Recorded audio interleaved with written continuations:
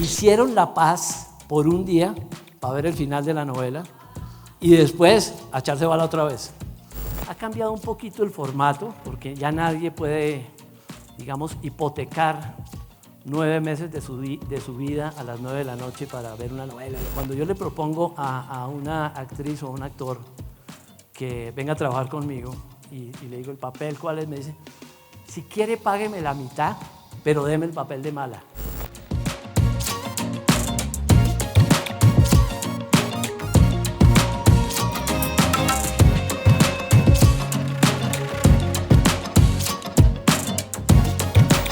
Claudia me pidió hablar aquí de las telenovelas, dije, ay Dios mío, eso por dónde lo agarra uno, porque es un tema tan complejo, tan difícil, tan delicado, como diría mi mujer que no tiene agüero para llamar las cosas por su nombre, es un pañal cagado. Entonces está ahí, uno dice, ¿cómo agarramos este tema tan difícil?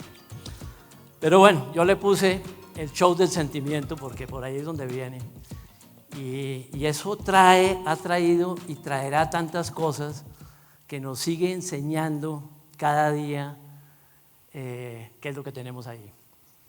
Por allá es donde tenemos la señal para cambiar el slide, ¿cierto? Bueno, dejémoslo ahí, yo te voy avisando. El fenómeno cultural, yo lo llamo fenómeno cultural porque lo es.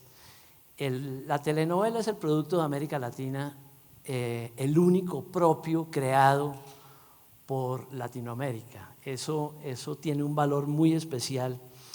Ese formato alguna vez el New York Times describía las novelas y decía The Daily Doses of Love, que es una manera de ponerlo por ahí. Y eso llegó a tomarse el mundo, llegó a tomarse todos los mercados, pero también es un tema muy complejo porque la novela, no sé por qué, en particular la telenovela clásica, trae la fama como de un cierto desprestigio. A mí me ocurre, como soy productor, que contacto a un director, contacto a un actor y de pronto digamos, y el trabajo que hay, le dije una telenovela.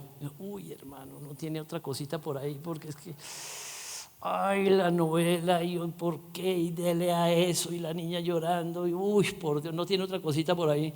Y resulta que sí, pero resulta que no.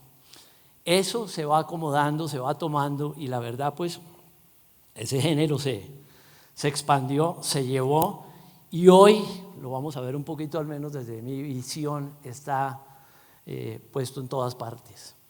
El fenómeno cultural de América Latina, ahí veremos un montón de cosas que pasaron, exportaciones, en fin. ¿De dónde viene el formato? Al parecer, lo primero que, según algunas investigaciones a las cuales he tenido acceso, el primero que se inventó el folletín por entregas, o sea que cada X tiempo entregaba un pedacito de historia, fueron los escritores rusos. Dostoyevski en particular presentaba cada semana un folletico donde contaba la historia de la semana. La gente iba a hacer fila a esperar que saliera el folletico, comprar su hoja y llevársela. Pero ahí se inventó algo más importante, a mi juicio, que el folletín, que la cosa por entregas, el cliffhanger. Porque desde luego lo que entregaban esos capítulos, y por ahí hay algunos ejemplos que están retratados arriba, pero lo que traía es que al final del capítulo, era Crimen y Castigo o lo que fuera, pues hacía lo que había que hacer. Aparece el asesino con el cuchillo y ¿quién es? El próximo sábado les toca hacer la fila y venir a mirar a ver cómo es lo que pasa con eso. Entonces es lo que nos pasa a todos. A mí eso me hace recordar, hasta hace poco tiempo, en mi casa, los domingos en la noche se desbarataba todo porque mis hijos, mi esposa, los demás iban a ver el capítulo de Game of Thrones cada semana, los domingos en la noche. Es un poco lo mismo.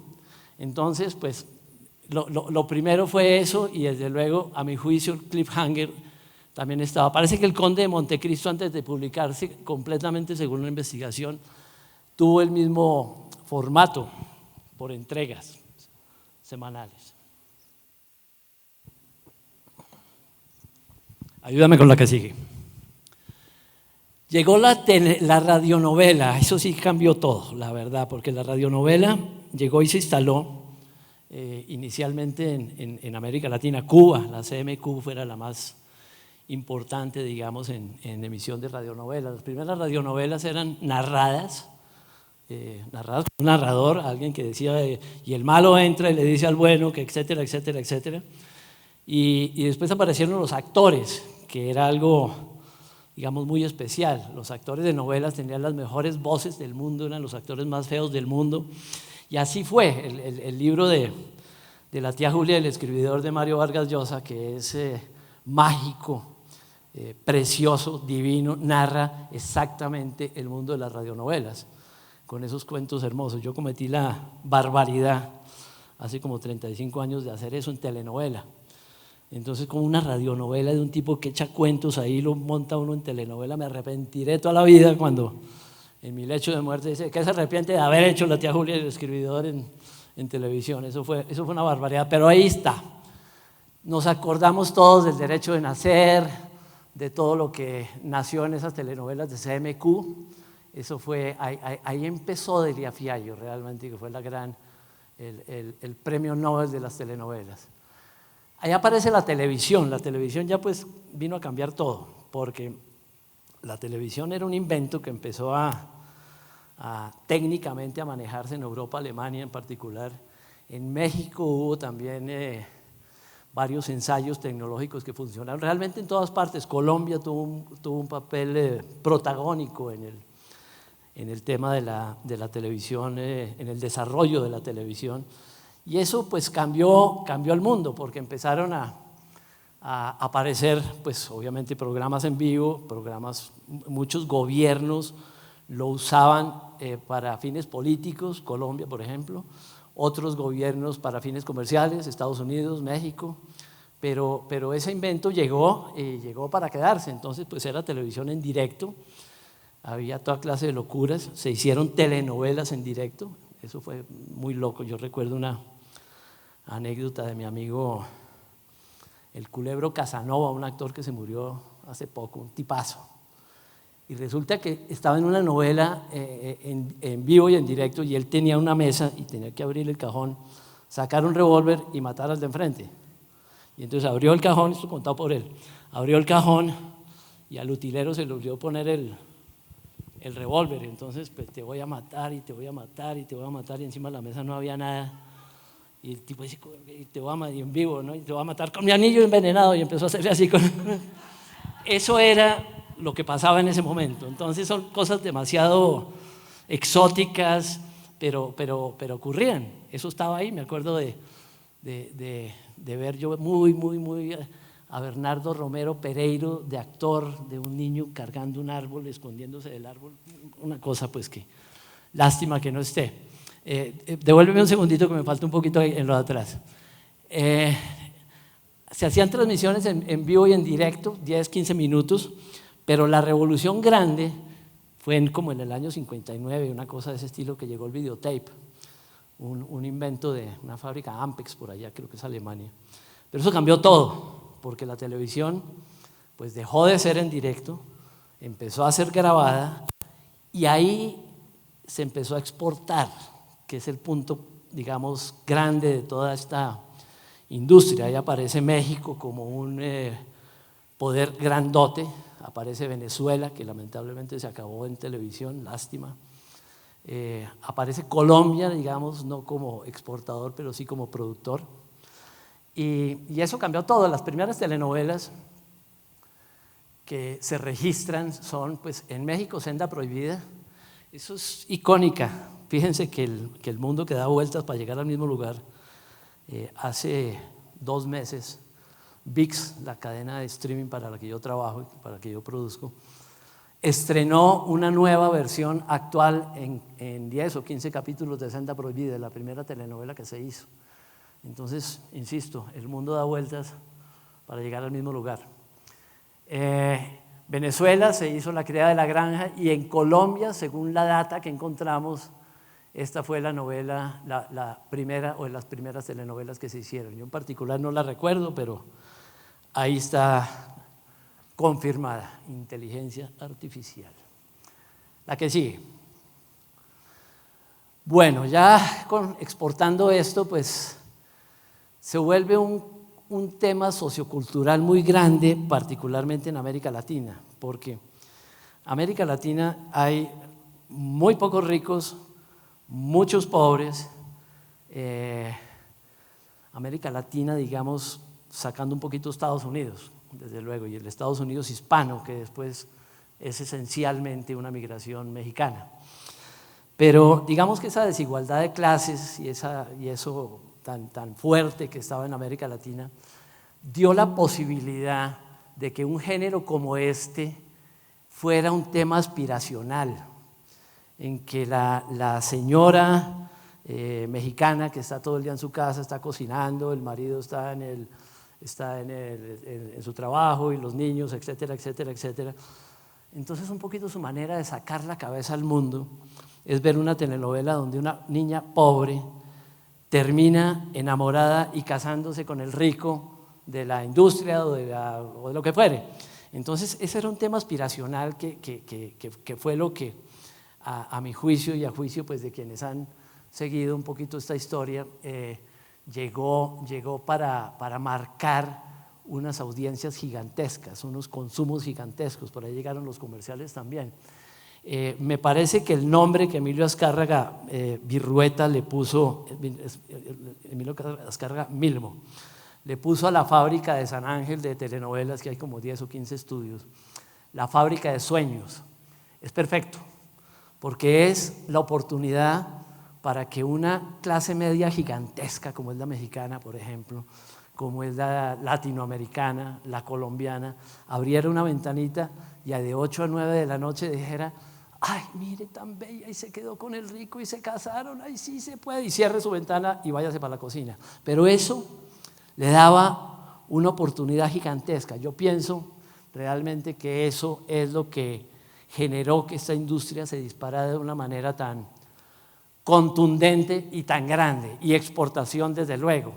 En esos años, digamos, la televisión mexicana, venezolana y algo colombiana, pero cubría todos los prime times de los canales en América Latina.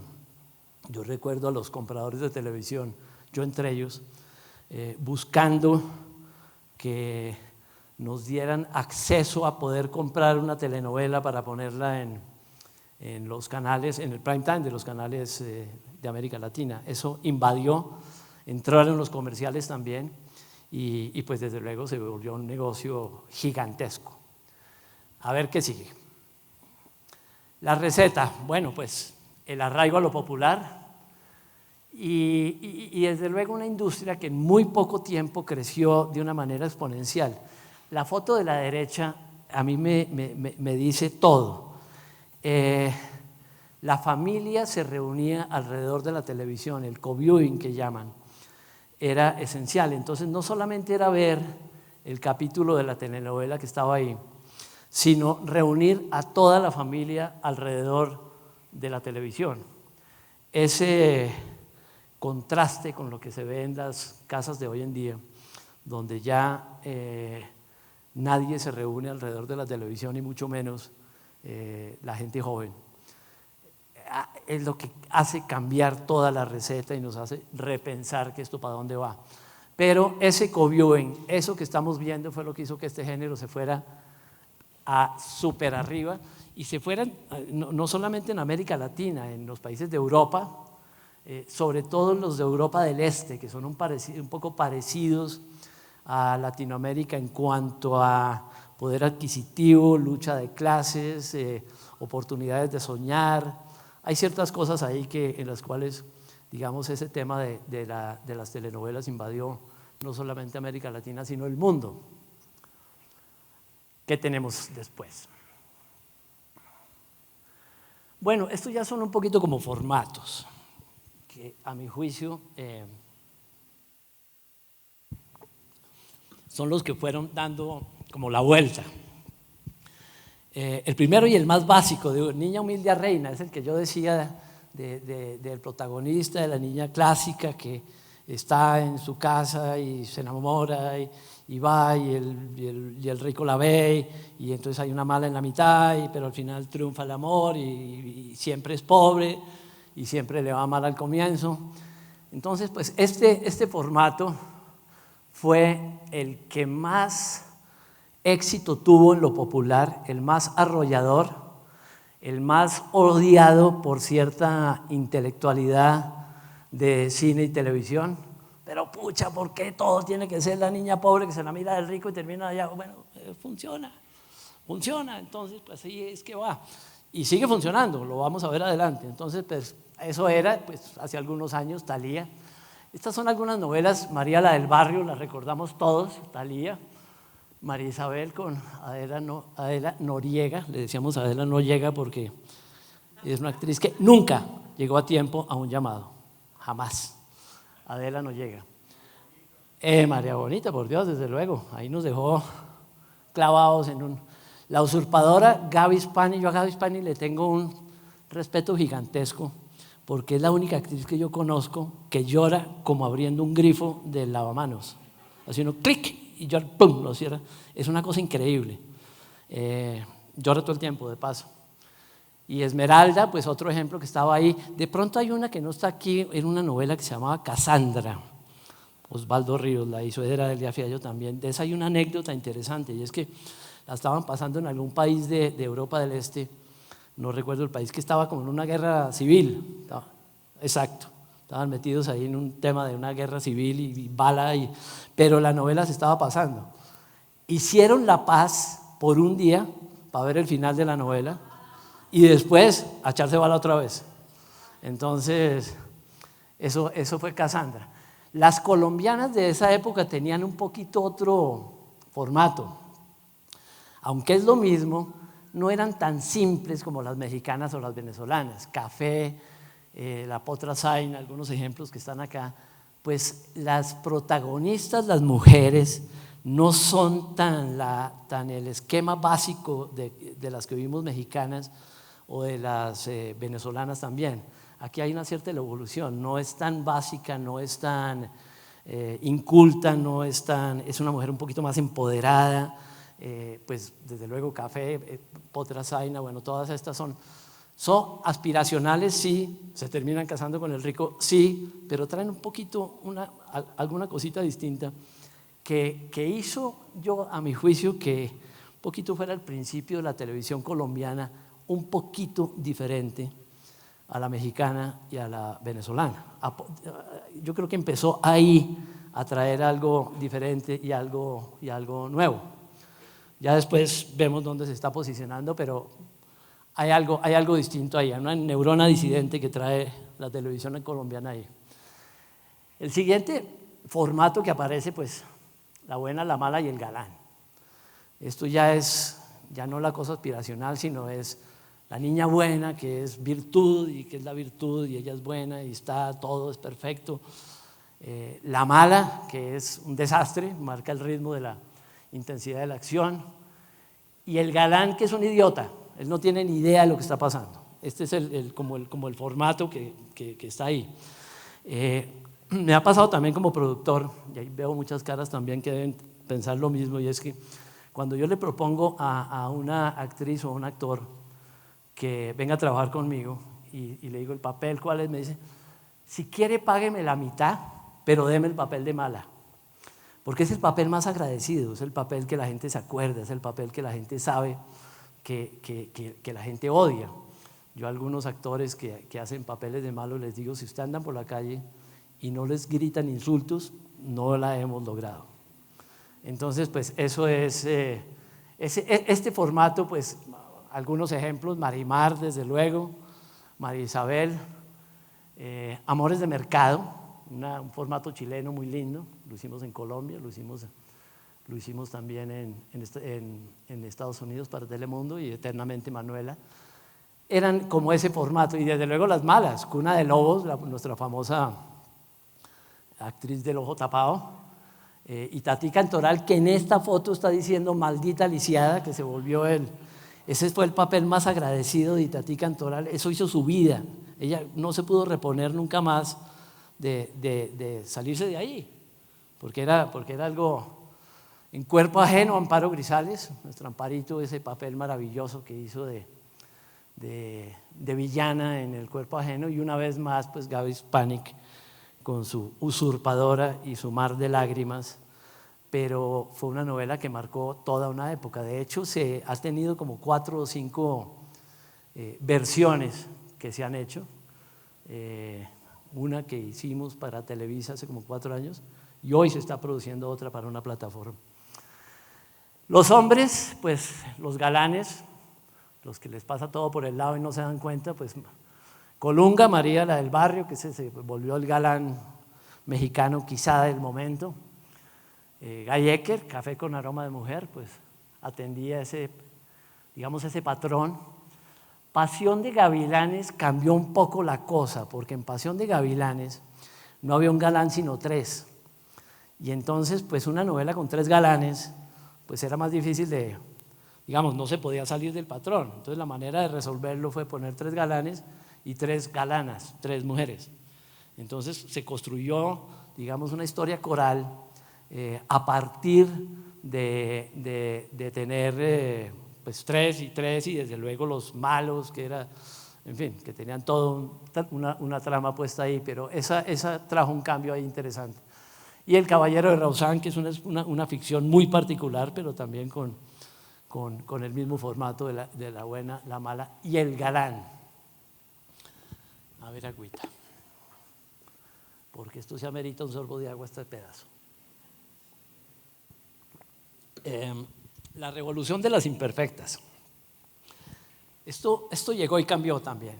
Desde luego sigue siendo telenovela clásica, sigue siendo historias clásicas, pero aquí se voltean los cánones. Aquí empieza el mundo a decir que no tiene que ser la mujer hermosa la protagonista, que no tiene que ser la buena, que no tiene que ser como la brutica, que no tiene que ser, sino que de pronto responda a otro canon. Yo creo que el ejemplo más claro, que es el que estamos ilustrando con Betty la Fea, nos deja ver que fue un exitazo, historia de amor, con buenos, malos, etcétera. Aquí pues todo el mundo la conoce. Yo creo que el que menos la ha visto 18 veces. Hoy la están pasando 19 y sigue siendo un exitazo. Hay otras que con el mismo formato, en cuanto a que no eran novelas protagonistas clásicas. Rubí es una novela que se hizo en México, fue muy exitosa, se han hecho cerca de 3 o 4 versiones, y Rubí, la protagonista, es una mala, es decir, ella, hace lo que sea por lograr lo que quiere. Digamos que no es prostituta, pero casi, porque lo que toque, no llegó a matar, pero lo que toque para llegar arriba, y triunfa y gana. Entonces, pues eso es un formato que le dio un poquito la vuelta a la cosa. Teresa es lo mismo, es más o menos la misma idea. Ella sí es más asesina. De paso, esta novela, la primera versión de Teresa que se hizo en México, fue la que lanzó al estrellato y dejó a conocer a Salma Hayek. Esa fue la primera novela que hizo y única que hizo Salma, porque después ya la vida la llevó a otro lado. Doña Bárbara, pues el libro de Rómulo Gallegos, pues es un tema muy interesante. Ella es asesina. Ella mata a los 5 tipos que la violaron en el capítulo 1, entonces el público quiere que los mate, y cada vez que mata a uno, aplaudimos. Y es una cosa distinta. Y tal vez otro ejemplo, Mi Gorda Bella, una novela que se hizo en Venezuela, pues evidentemente traía también el arquetipo de la protagonista fuera de lugar, no la bella, agraciada, sino una mujer con características, como ven, bien distintas, adorable pero diferente. Después vino el tema de la juventud, que es un tema muy complejo en la televisión, pero capturar a las amas de casa, capturar a los jefes de hogar, que es más difícil, sin capturar a la juventud, que en ese momento, estoy hablando de hace unos años, como ven, era absolutamente necesario tenerlos. Todavía no estaba el celular y todas estas cosas que estaban ahí. Entonces, pues se hicieron algunas cosas, Conjunto Cerrado en Colombia, Francisco el Matemático, Y desde luego me planto en Rebelde, porque Rebelde sí fue un poco algo que cambió el mundo en términos de la audiencia juvenil. Rebelde fue un formato que realmente paralizó a América Latina. Los españoles lo acaban de rehacer, Netflix lo acaba de rehacer, de ahí surgieron muchísimas cosas. Y de hecho Rebelde lo retransmitieron en muchos canales de América Latina y los actores originales hicieron una gira por América Latina cantando y recordando esto. En Brasil, el estadio es el Maracaná, que es uno de los más grandes del mundo, se llena cuando juega la selección Brasil. Ellos lo llenaron 2 veces. Claro, con gente vieja, o sea, con gente para la cual fue un cambio radical Rebelde, porque cantan las canciones de antes, pero eso fue y sigue siendo algo absolutamente fuera de lugar, Rebelde. Otros ejemplos ahí, Soñadoras, pues una novela mexicana, verano del 98 también, Clase 406, de eso nos acordamos todos, Amigas y Rivales, todo esto fueron novelas que capturaron a los jóvenes, que los agarraron, que los impulsaron y elevaron las audiencias mucho más, porque todo esto se da a partir de un tema comercial, y el tema comercial se da cuando entran, obviamente, los comerciales. Y si no solamente la televisión le está llegando a amas de casa para vender jabones, etcétera, etcétera, sino a los jóvenes, toda clase de cosas, bebidas, etcétera, que fue lo que pasó con esto, pues disparó hasta las nubes el tema de la captura a los jóvenes como televidentes. Eso fue muy importante y es un tema que no sé cómo se va a resolver adelante o si tenga solución, porque los jóvenes se fueron a encontrar su entretenimiento en otro lado. Ya no es, pues obviamente ya no es la televisión abierta. El narco llegó. Este sí que es un tema para agarrar con pinzas. Esto tiene un debate muy grande, ético, si esto se debe hacer, si esto es un retrato de la realidad, si, como decía la frase de Pablo Escobar en la producción que se hizo, decía, el que no recuerda su historia está condenado a repetirla, o si eran ficciones como La Viuda Negra, que se acaba de hacer de nuevo con Sofía Vergara.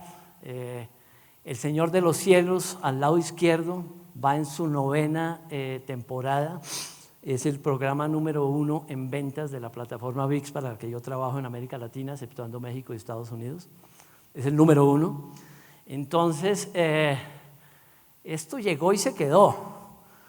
Hay otras historias, pues obviamente es mucho más crudo, el antihéroe, pues uno está aplaudiendo, si quieres la siguiente, uno está aplaudiendo cuando La Reina del Sur, que yo fui el productor de la primera temporada, cuando ella, pues que le ha pasado obviamente la manera, el esquema narrativo es que al comienzo la maltraten totalmente para poder justificar que se convierta en lo que es.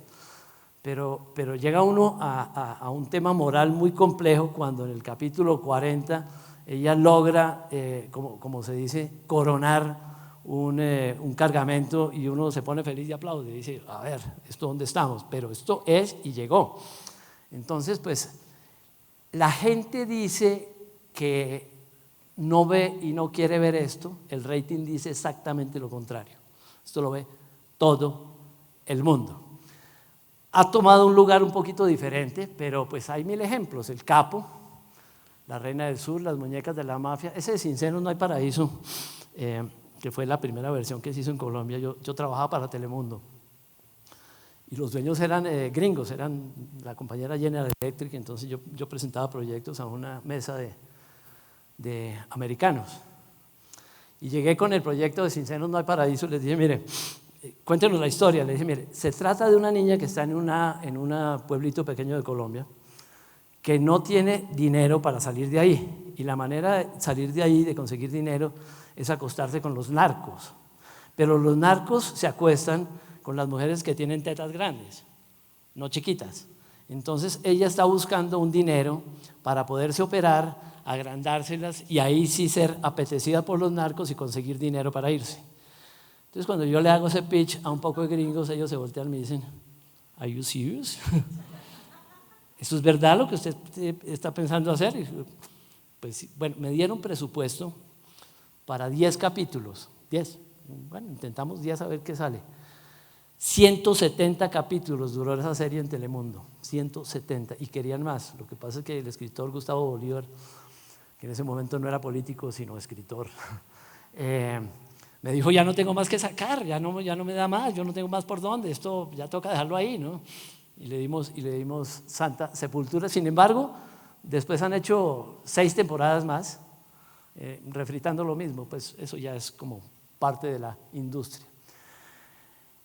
Bueno, finalmente el género, pues, ¿cómo está? ¿Dónde está? El género se afianzó. Yo creo que eso de que la telenovela fue una cosa del pasado y que la niña linda y etcétera, y eso se terminó y ahora estamos en otra cosa, decididamente pienso que eso no es así. Yo encuentro en todas las plataformas, en todos los canales, bueno, en primer lugar, yo encuentro muchos canales de televisión abierta en América Latina, quizá no Estados Unidos, quizá ahorita un poquito puedo pasar por encima de ahí, pero México, Colombia, Perú, Chile, son países que siguen consumiendo en televisión abierta telenovelas, digamos así, tradicionales en su prime time. El Canal de las Estrellas en México tiene 4 telenovelas diarias originales. Nunca en la vida se ha sacado un capítulo ni siquiera por una final de fútbol, jamás. Va eso porque va. Pero sin embargo, el formato, el melodrama saltó a todas las plataformas.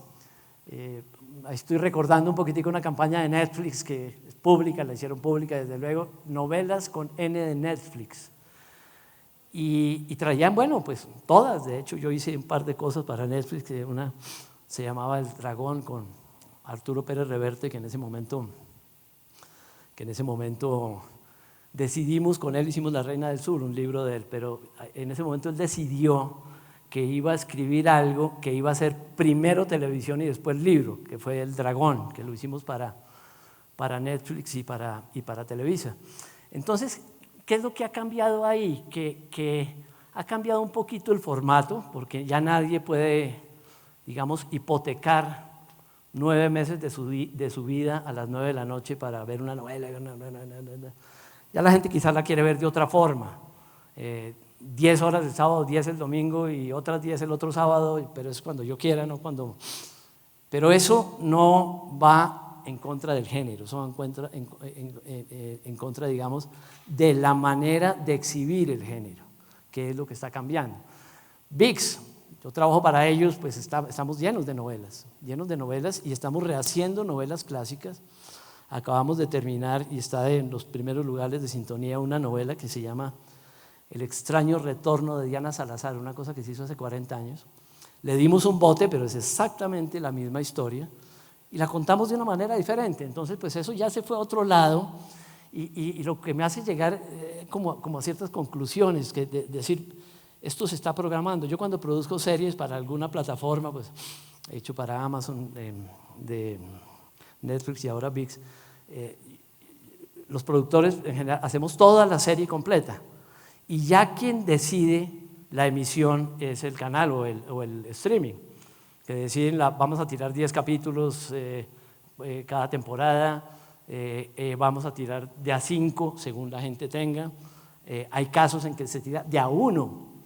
Entonces me hace acordar que, digo yo, el trabajo que hacía Dostoyevsky lo está haciendo hoy el gerente de programación de Netflix, de Amazon, de ViX, pero es igualito. Yo tengo mi historia y a ver cómo se la cuento para tenerlo agarrado allá de donde sabemos y entonces vamos con cada vez decir cómo le voy contando el cuento, pero es el mismo cuento. Entonces pasa esto de zapping. Esta foto muestra bloquera, pues toda la gente alrededor de la televisión.